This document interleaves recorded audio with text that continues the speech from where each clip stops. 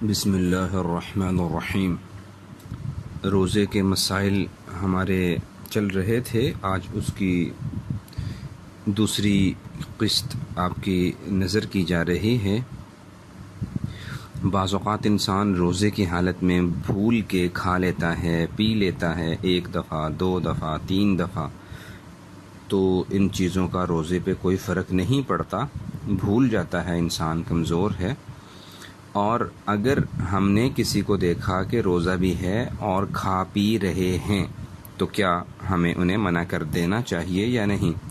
یہ دیکھ لیجئے، اگر کھانے پینے والا آدمی ینگ ہے، صحت مند ہے، تو اسے فوراً منع کر دیجئے، بھائی روزہ ہے، آپ کھا رہے ہیں، غالباً بھول گئے ہیں۔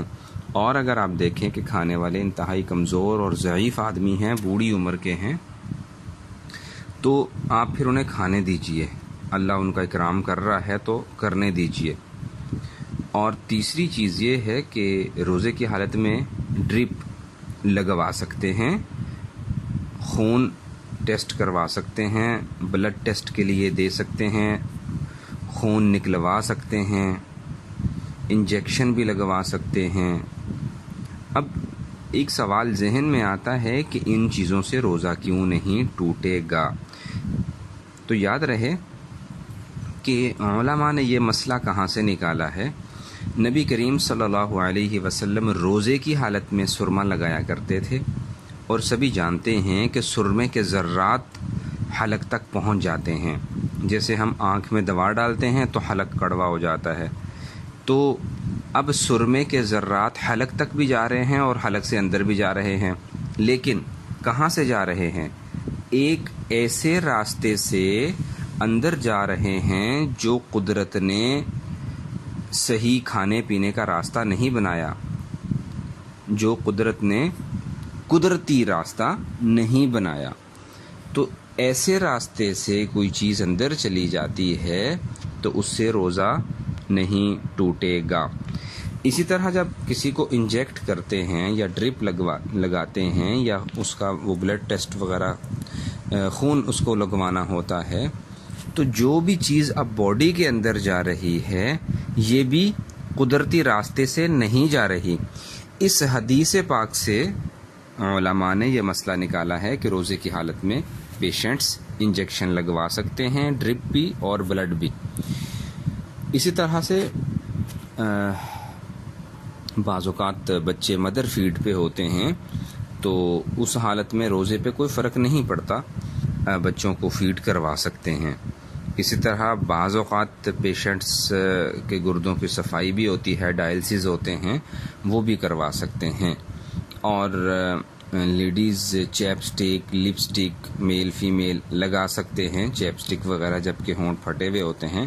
لیکن ایک چیز کا خیال رہے کہ پھر ہونٹوں پہ زبان پھیر کے اس کو اندر نہ لے جائیے، ہونٹوں کی حد تک رہے، کوئی مسئلہ نہیں ہے۔ اسی طرح بعض اوقات انسان روزہ رکھ کے سو جاتے ہیں، فجر پڑی سو گئے اور اٹھے تو کپڑے ناپاک تھے، تو جسے احتلام بھی کہتے ہیں، تو اس صورت میں روزے پر کوئی بھی فرق نہیں پڑتا ہے۔ اور بعض اوقات تیل لگانا ہوتا ہے سر پہ، یا میل حضرات لگا لیتے ہیں مونچھوں وغیرہ پہ، بہرحال تیل لگانا جائز ہے، اس سے کوئی فرق نہیں پڑتا۔ کوئی باڈی پہ بھی لگانا چاہتا ہے، کوئی فرق نہیں پڑتا۔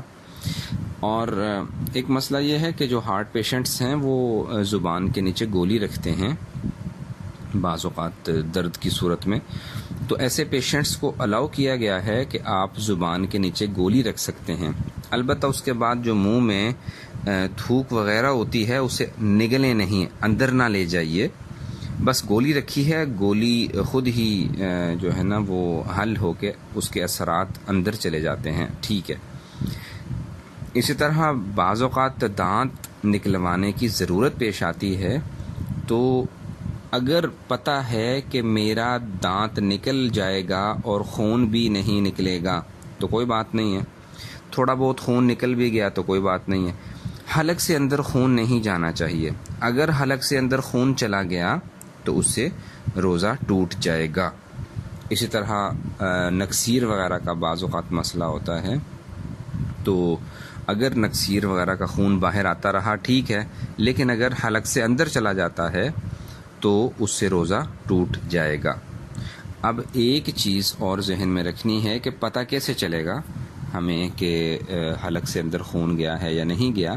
اس کا حل یہ ہے کہ تھوک دیجئے، اگر تھوک میں سفیدی زیادہ ہے تو روزہ نہیں ٹوٹا، اور اگر خون زیادہ ہے تو روزہ ٹوٹ جائے گا۔